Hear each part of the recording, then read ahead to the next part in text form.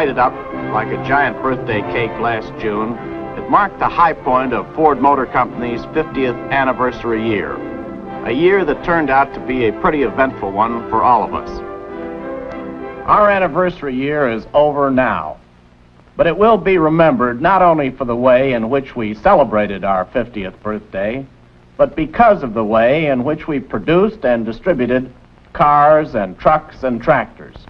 In this progress report for 1953, I'd like to review our accomplishments as a company during the year just past and take a look at what appears to be ahead of us in 1954. The 50th anniversary year was a good year for Ford Motor Company any way you look at it. In terms of production and profit, which are the true measures of our success, it was our best year since 1950. We produced and sold more cars and trucks and tractors than in any post-war year except 1950. And our profit before taxes was near our all-time high of 1950. Our plant modernization and expansion program made important strides in 1953, with many new projects aimed at securing the future of our company. Our role in the defense production program continued at a good pace, although we completed some of the projects assigned to us. And we can point to important progress in our relations with employees. But I want to be specific. Let's take a look at Ford's 50th year and see what kind of progress we made in all these areas. There is no better place to start than with the anniversary itself. We had one of the biggest birthdays a company ever had, and all America helped us celebrate it. When our 50th anniversary committee planned the observance, they started out by recognizing that only in America could the Ford story have happened, that the kind of country we live in made possible the growth of our company and our industry. For that reason, our birthday celebration was planned as a tribute to America rather than a year-long pat on the back for Ford Motor Company. The anniversary started with Norman Rockwell's calendar. Almost 2.5 million copies were seen in homes, offices, schoolrooms, and business places all over the world. The calendar was printed in 8 foreign languages. The anniversary book, Ford at 50, was published in April and mailed to the homes of all Ford men and women.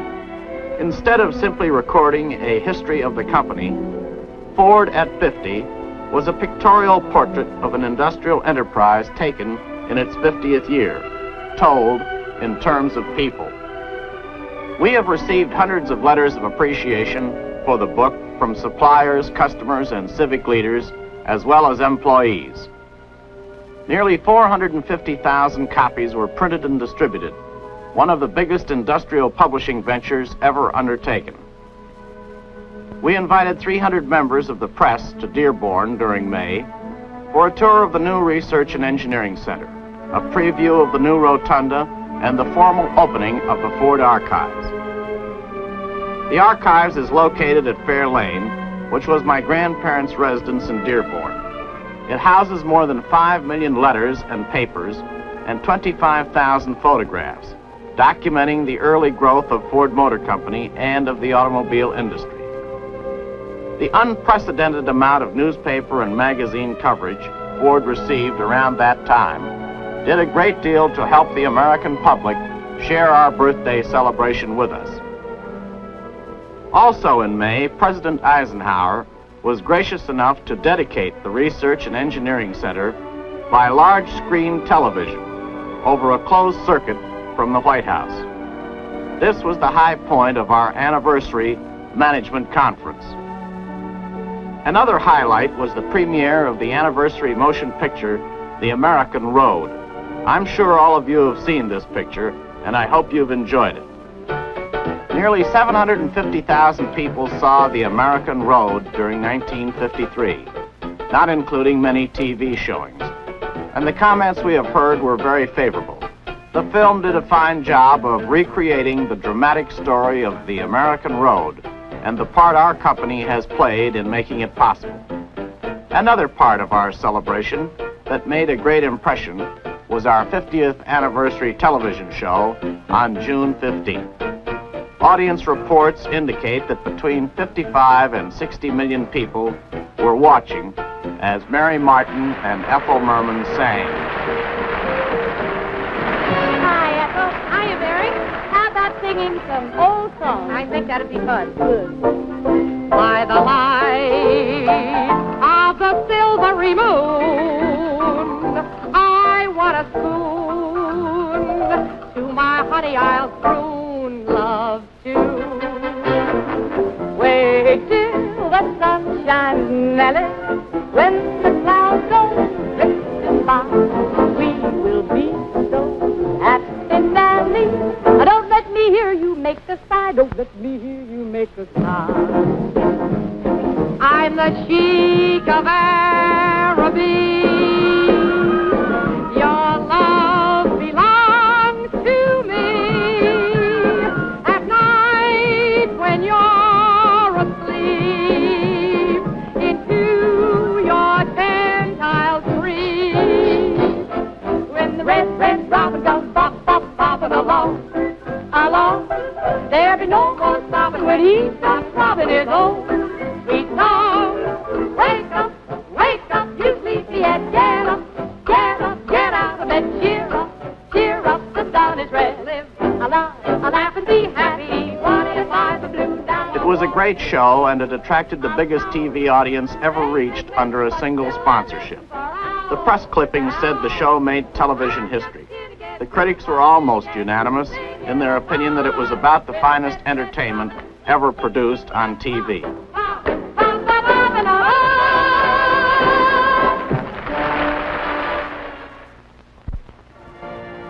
The new Rotunda was opened to the public on June 16th, the date the company was founded.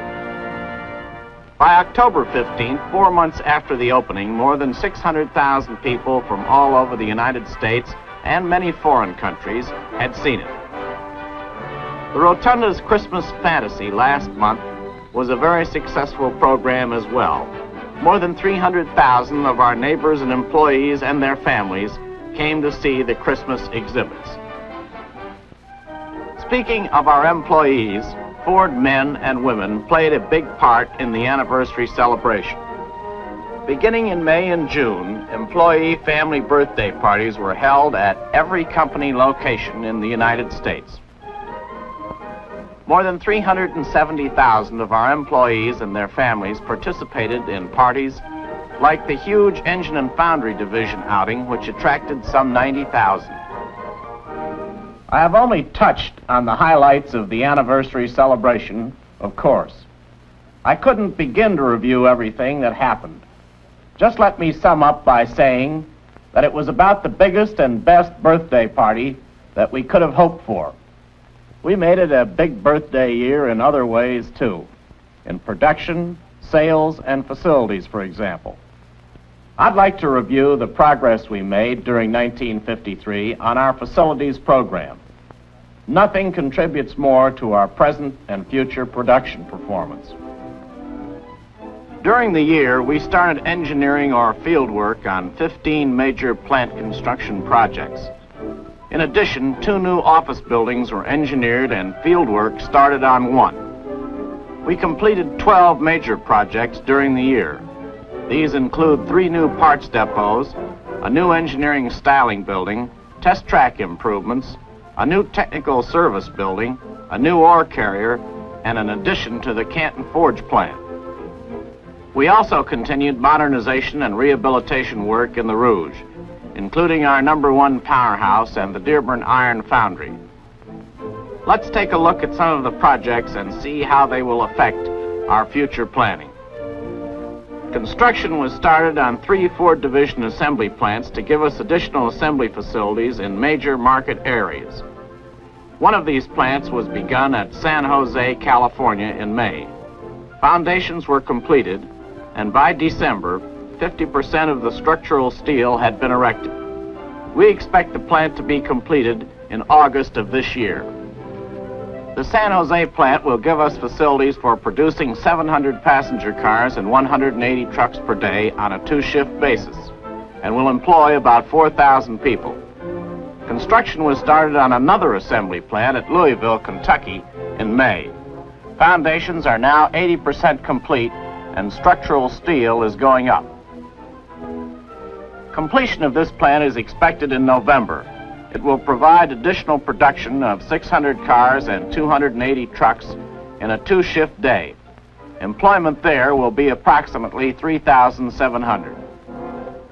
A third new assembly plant is being constructed at Mahwah, New Jersey, and is scheduled for completion in April 1955. The Mahwah plant will produce 800 cars and 280 trucks per day and employ some 5,000 people. Plans are also underway to convert the Kansas City aircraft plant to automobile and truck assembly after we complete the B-47 wing contract for the government. The Kansas City plant will have a production capacity of 720 units per day on a two-shift basis. Another important addition to our assembly facilities will be made at the Metuchen plant of the Lincoln Mercury Division in order to meet the increasing demand for Mercury cars. Additions totaling 120,000 square feet will permit a more balanced operation. It is planned to increase the hourly production capacity from 28 to 40 units. Our manufacturing facilities also are being increased through plant expansion and modernization. A good example is the new engine plant in Cleveland, on which construction started in August. This plant, to be known as the Cleveland Engine Plant No. 2, will be located just south of the Cleveland Foundry, so that it and the present engine plant can both be serviced by the same foundry. The new engine plant will give us increased engine capacity on Ford V8 overhead valve engines of 1,745 per day. It will employ about 2,500 people. A new stamping division plant was also started in the Cleveland area during the year. Foundations are in, steel is being erected, and the plant is scheduled for completion in November.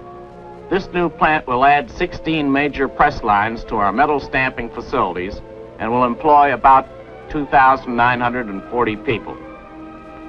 In addition, an extension to the Buffalo stamping plant has been started and will be completed early this year. The extension will house 2 tryout lines consisting of 11 presses. Other additions to existing plants were begun in 1953 at the glass plant in the Rouge and the Cincinnati automatic transmission plant. The extension to the glass plant will add 159,700 square feet and will increase employment by about 500 people. The 8,500 square foot addition to the Cincinnati automatic transmission plant will provide more cafeteria and lunchroom facilities, a new parking lot, an extension to the oil drum storage building, and new chemical engineering offices and laboratories. The new office building for central staff finally got underway in 1953. Ground was broken in September and work is progressing, with completion scheduled for October 1955.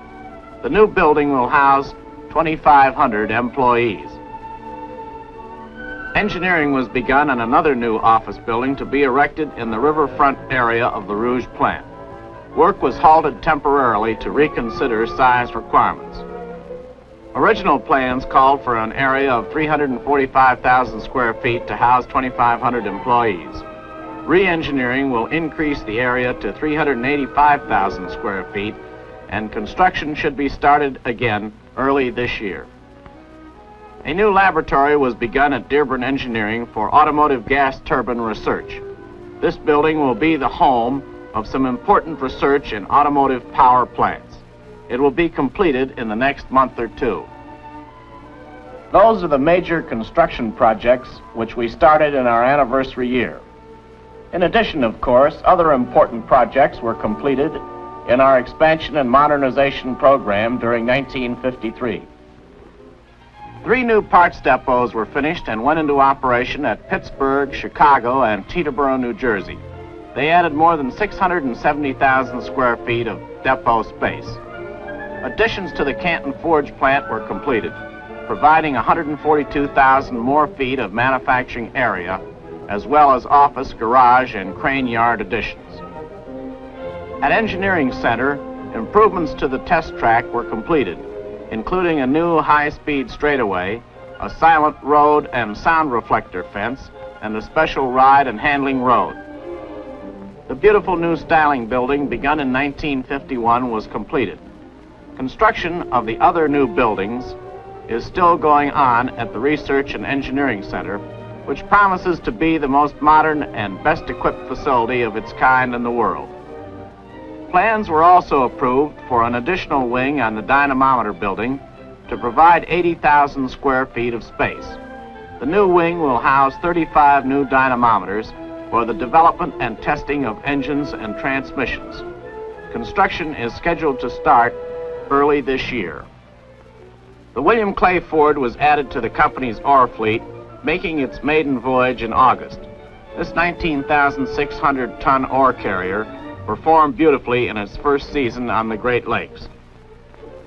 That just about completes our review of the principal projects which we started or completed in 1953. In addition, of course, rehabilitation programs were continued in the Rouge and elsewhere. The steel expansion program went on with important projects completed in the coke ovens, the open hearths, and the steel mills. All in all, the anniversary year was a big one in terms of plants and facilities. And the money and effort we've spent to expand and modernize our facilities are going to pay off in the years to come. No report of progress in 1953 would be complete without a review of our defense production activities. Total sales of defense products during 1953 exceeded $600 million, more than 6 times the $95 million mark reached during 1952. This production included airplane engines, airplane wings, tanks, tank engines, guns, and a variety of other products vital to the national security. Some of our defense programs were concluded during the year, and others will be concluded during this year. Still others are to be continued for an indeterminate time, depending on the world situation. Let's take a look at some of these operations and what they accomplished in 1953. The Chicago Aircraft Engine Division reached its full production stride in building the huge R-4360 reciprocating engine. The complex 2-ton, 28-cylinder engines rolled out of the plant in greater and greater numbers during the year. And although I can't tell you the number we have produced, I can tell you that they have been installed in scores of bomber and transport aircraft and tested all over the world. Reports from the services indicate that they are more than satisfied with the performance of the Ford-built engines. They're being used in such important aircraft as the B-36 bomber, the C-124 and C-97 transports, and the military version of the Boeing Stratocruiser. Chicago Aircraft also completed the first pilot model of the J-57 jet engine in November of 1953. The J-57 is one of the most powerful jet engines ever built, and the award of this contract to Ford is a high tribute to the men and women engaged in the program. It is planned to begin production of the J-57 as the R-4360 program is phased out sometime this summer. The B-47 wing program at Ford Division's Kansas City aircraft plant swung into high gear in 1953. Despite jurisdictional strikes and an extremely tight labor market, we hope to keep production to schedule requirements. The giant wings, which weigh about 7,000 pounds each, are being delivered to the Boeing plant at Wichita, Kansas, the Douglas aircraft plant in Tulsa, Oklahoma, and the Lockheed plant at Marietta, Georgia. Current schedules call for completion of the program in 1956, after which we will convert the plant to assembly of Ford cars and trucks. One of the programs which was successfully completed during 1953 was the T-48 Patton tank. The last of these tanks rolled off the assembly line at the Livonia Tank Division in October. This program, like many others, was plagued from the beginning by acute machine tool and manpower shortages. Yet despite these obstacles, Ford men and women at the Tank Division were able to complete the contract in a very satisfactory manner. And large numbers of heavily armored, hard-hitting 45-ton tanks were delivered to the Army. Some activity is continuing at the plant since Ford has been awarded a new contract for modification of some of the tanks already produced. That program will be carried on as the plant is converted for the manufacture of automatic transmissions. By mid-year, we expect to commence production of transmissions as the tank modification program ends. The machinery and tools for tank production are being stored in a government-owned warehouse and will remain in our custody. They'll be ready to go into production again on short notice if some unforeseen circumstance makes that necessary. A similar standby program is being carried out in the Romulus plant, which we built for assembly and test of the J-40 jet engine. Our only major contract with the Navy was terminated in April 1953 when the Navy abandoned plans to produce this jet. Machine tools and equipment purchased for installation in the Lincoln Mercury Division's Wayne plant for the J-40 are being stored at Romulus. Our GAA tank engine contract in the Rouge is running smoothly. The engines are being produced at a greater rate than that required by contract schedules. Initial delays due to machine tool shortages have been overcome, and we expect to complete the contract during 1954. After 2.5 years of production, the Highland Park plant successfully completed the 3.5-inch rocket contract in 1953. We first started to produce the rockets at the most critical point in the Korean War, when the scramble for machine tools was at its peak. These obstacles were overcome by the people at Highland Park, and more than 500,000 rockets were turned out. Another defense program which made significant progress during 1953 is the quarter-ton 4x4 utility vehicle which we have been developing for the military. The first 2 prototype models were produced and preliminary tests made, and ordnance experts were extremely enthusiastic over the performance, stamina, and serviceability of the little truck. Final test models are scheduled for delivery to the government in mid-1954. We also continued research and development work on the T-130 and T-160 automatic weapons during the year. These major projects, along with a number of smaller but very important ones, have made Ford a substantial contributor to the country's defense program. All of us can be proud of the role we have played in helping to make America's future secure. As always, one of our most important areas of activity in 1953 was human relations. People are Ford Motor Company's greatest asset. And this review of our 50th anniversary year would not be complete without a progress report on our industrial relations program. First, we liberalized our pension program in 1953, again leading the way in the automotive industry and providing greater security for long-service Ford employees. These pension increases will provide the highest maximum benefits in the industry. We also increased the base pay of our hourly workers by transferring 19 cents of the 24-cent cost of living allowance to base rates. The annual improvement factor increase was raised from 4 to 5 cents an hour. Our salaried people also received similar increases in base pay. Our employee suggestion programs made great strides, again in 1953. More than 40,000 suggestions and more than 15,000 proposals were submitted. The company paid nearly $500,000 to employees for their ideas during the year. Since the plan was initiated in 1947, more than $1,850,000 has been paid out. The award structure of the suggestion plan was modernized, effective the first of this year, to give employees an even greater incentive to participate. The minimum award paid for suggestions adopted has been increased to $20, and the maximum award has been raised to $3,000. Our safety program showed progress too. For the second year in a row, we were honored by the National Safety Council with the Award of Honor for our 1952 safety record.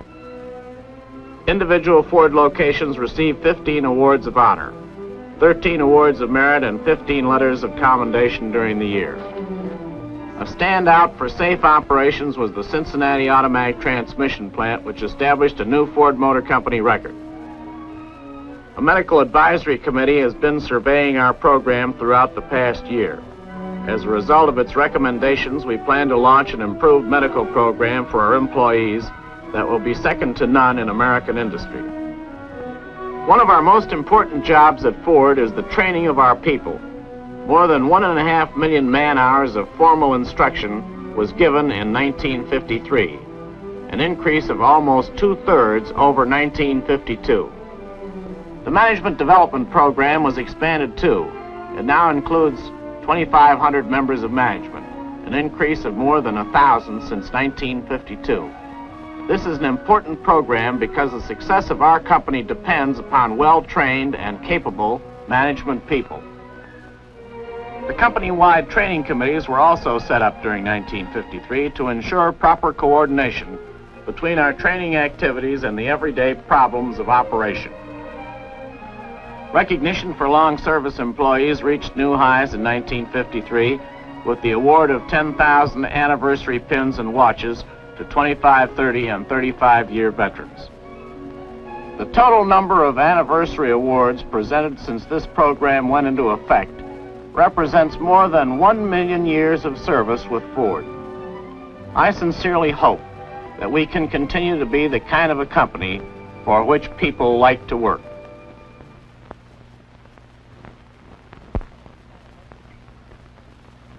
Now that we've had a look at the accomplishments in our facilities program, defense production, and employee relations, let's turn to the outstanding production record we made during 1953.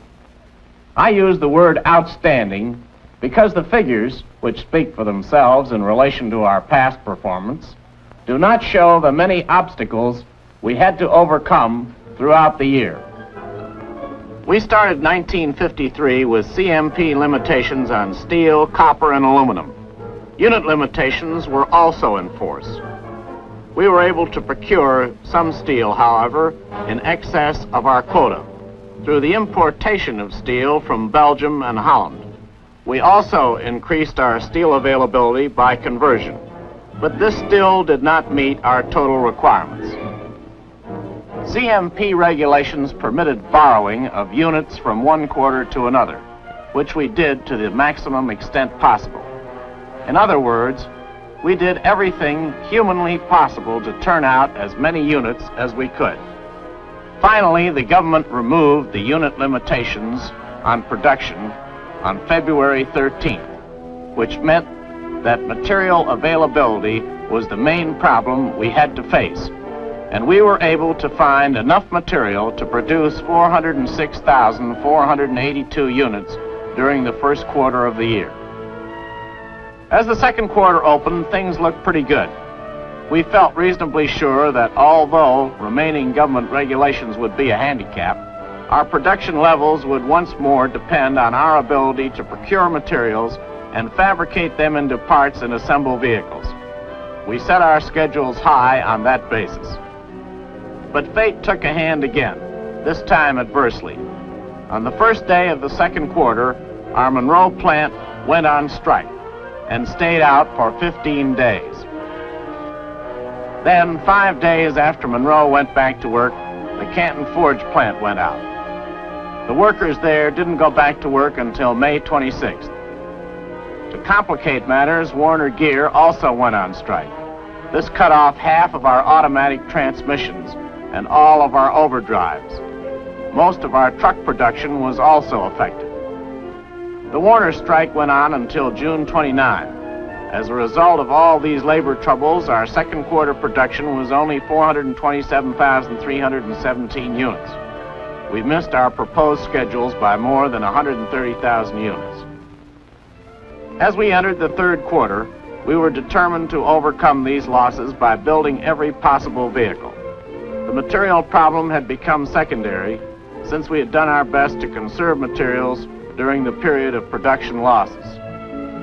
The problem now is capacity, and the only solution was to work every bit of overtime that we could squeeze into the program. We set our third quarter objective at 624,870 vehicles. Performance against that schedule is a tribute to the Ford management team and to every Ford man and woman. In spite of all the obstacles we faced, our third quarter production was 611,094, the highest quarter in our post-war history, and more than 50,000 units greater than the second quarter of 1950, our previous high. In the fourth quarter, our problem was pretty much the same, capacity. In addition, of course, we were confronted with the usual problems of model changeover. We started the quarter with an objective of 528,161 units. As a result of model changeover and some slackening of the market, we were able to produce only about 490,000 units.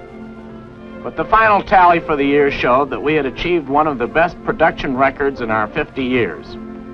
It almost equaled the 1950 record and was not far behind the all-time high of 1929. In all, we built about 1,545,000 passenger cars, about 315,000 trucks, and 72,500 tractors. All of you can be proud of the part you played in making this possible. You overcame strikes, capacity bottlenecks, and the terrific problem of balancing available materials against limited storage and production capacity. But as you know, production is only part of the story. Production is only important when we sell what we produce. And sales became even more important to us in 1953. Since we began this series of progress reports, we have always talked about competitive gains in terms of consumer preference. Since the war, most manufacturers have been selling everything they could build, including Ford Motor Company. But the entire picture changed during 1953. Real competition returned to the automobile industry, and our striking sales gains are very gratifying to us. Ford Motor Company and its dealer organizations did the outstanding sales job in the industry. The main reason was the product we offered the public. Our 1953 cars, trucks, and tractors were the best-looking, best-performing vehicles on the market, and the way the public accepted them should be a source of pride to all of us. For the fourth year in a row, one of our products ran away with the Grand Sweepstakes Award in the Mobile Gas Economy Run. A Ford 6 topped all other entries in the rugged 1,200-mile run with a record average of 56.7 ton-miles per gallon. The Ford Sunliner was chosen to pace the Indianapolis Speedway 500-mile race on Memorial Day, with my brother Bill driving. We also built and sold 2,000 replicas of the beautiful Pace Car Special. In the second annual Mexican Pan American Road Race, the Lincoln proved its stamina and performing power by racking up the same record it had the year before, by taking first, second, third, and fourth places in the stock car division of the race. As a matter of fact, Lincoln drivers took 7 out of the first 10 places. With products like these, it is no wonder that we had one of our best sales years in the company's history. Let me show you what we accomplished on the sales front in 1953.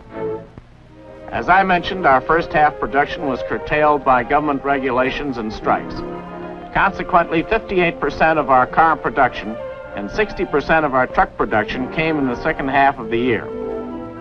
Sales of Ford Motor Company cars in the first half of the year were 20.6% of industry sales. In the period from July to October, our retail sales were 29.4% of industry sales. Ford truck sales showed a similar increase over the first half, from 24.4% in the first half to 33.3% for July through October. Looking at the overall picture, Ford Motor Company passenger car sales increased 59% over last year, and truck sales increased 54%. This compares with 42% and 7% increases for the rest of the industry.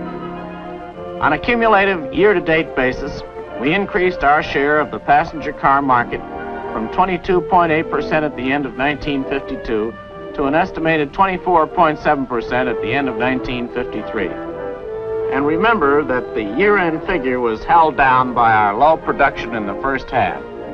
Taking a closer look at the figures, we see that Ford Motor Company achieved 27.3% of the market in August, 30.4% in September, 30.8% in October, making that 3-month period the best in sales of any corresponding period in company history.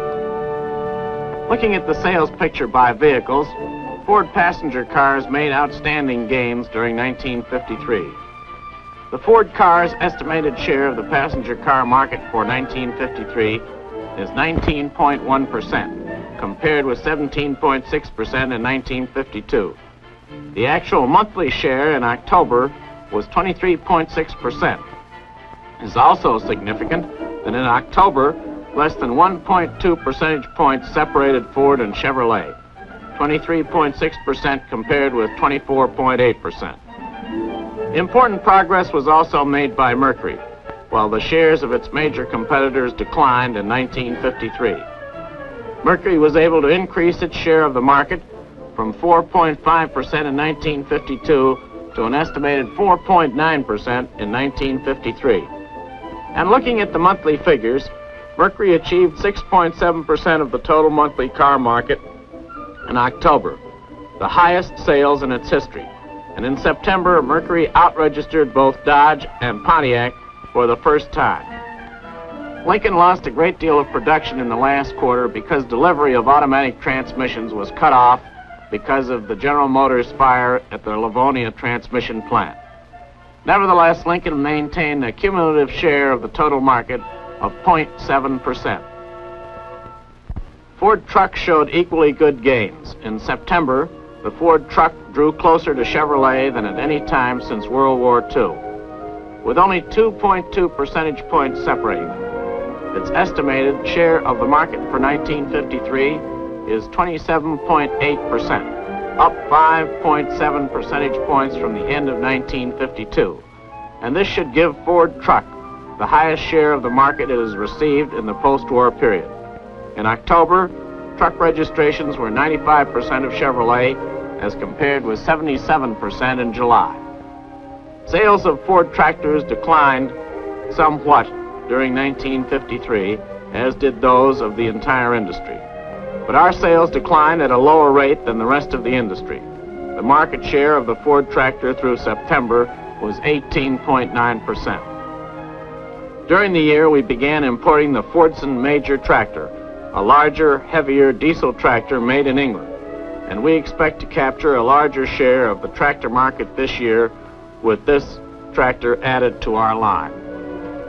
Another effective measure of our sales progress is dealer stocks, the number of cars and trucks in the hands of our dealers.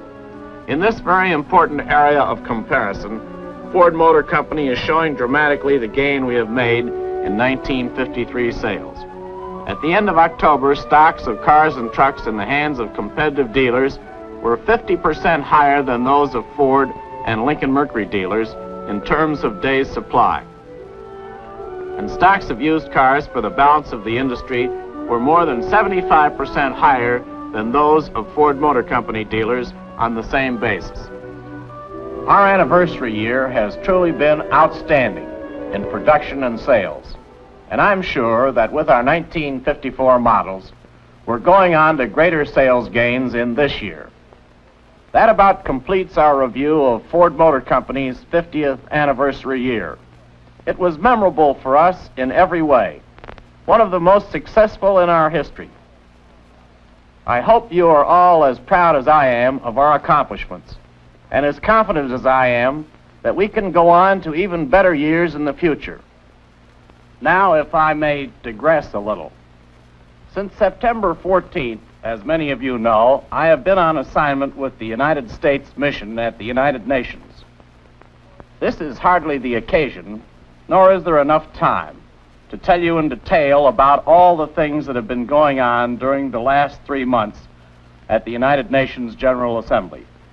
But I thought you might be interested in hearing why I accepted this assignment, and in general, some of the things I have learned about the United Nations as an alternate United States delegate. To me, as I think to millions of other Americans, the United Nations was only a name, something we'd read about in the newspapers or heard about over the radio and television, but which didn't seem to be getting very far. It certainly didn't seem to be fulfilling the purposes the nations had in mind when it was established in 1945. Quite frankly, I could have counted myself among the skeptics. But it did seem to me, as it has seemed for some years, that we live in a very different world today from the one we knew before World War II. Just 12 years ago, for example, when the bombers we turned out at Willow Run were being flown to Britain as Lend-Lease supplies, those flights across the Atlantic were dangerous ventures, full of uncertainties of the unknown, weak. In terms of time and distance, at least, widely separated nations have become neighbors to each other. I am now sure in my own mind that the United Nations has a very useful role to play in this respect, and is, indeed, already fulfilling that role. My main criticism of it would be not so much that it is making too little of its achievements, but that we do not sufficiently understand its limitations. And so it seemed to me when I was asked to take on this assignment that the most important reason for doing so was a very simple one indeed. Namely, that since all of us live in an international world today, it is up to us to see how it works and how we can help make it work better. The debates at the United Nations take place in the full glare of the public arena. Quite obviously, none of the 60 nations who are represented is willing to lose face or sacrifice any of its selfish interests in such a public limelight. National policies are fixed, and it is the duty of the delegates to carry out those policies as far as possible. But even if these debates can never take the place of diplomatic negotiations, they do serve a very useful purpose. They offer a place where differences can be aired, where nations with a grievance or a special case to plead can let off steam. They're kind of an escape valve. Furthermore, every nation that comes to the General Assembly stands, in a sense, before the bar of world public opinion. And I think you will notice, if you follow the debates closely, or if you should ever attend one of the sessions of the General Assembly, that every nation is very careful to pay particular respect to this unseen but powerful force. Even the Soviet Union, in its most stubborn mood, attempts to state its case in the terms it thinks will win most public support, or at least attempts to confuse public opinion on the basic issues. But I don't think that public opinion is apt to remain confused for long. The public of any country, in the free world at least, has a way of making up its own mind about the rights and wrongs of any particular situation. And in that sense, it seems to me the United Nations has become, for all of us, the court of last resort. These days, we are all hearing and reading speeches and statements to the press that the American economy is about to come apart at the seams. I, for one, don't agree. I have too much faith in America to believe that we're going to allow the professional pessimists to scare us into a depression. As far as our company is concerned, I believe we have a big, healthy potential market in front of us for 1954. It will take a good product to meet competition, and we have the best. It will take hard selling, and we have that too. But it will take something else. We're in a really competitive market now, and it's going to get tougher as time goes on. It's no longer enough simply to build cars and trucks and tractors. We have to build them with the best quality possible at the lowest cost to stay competitive.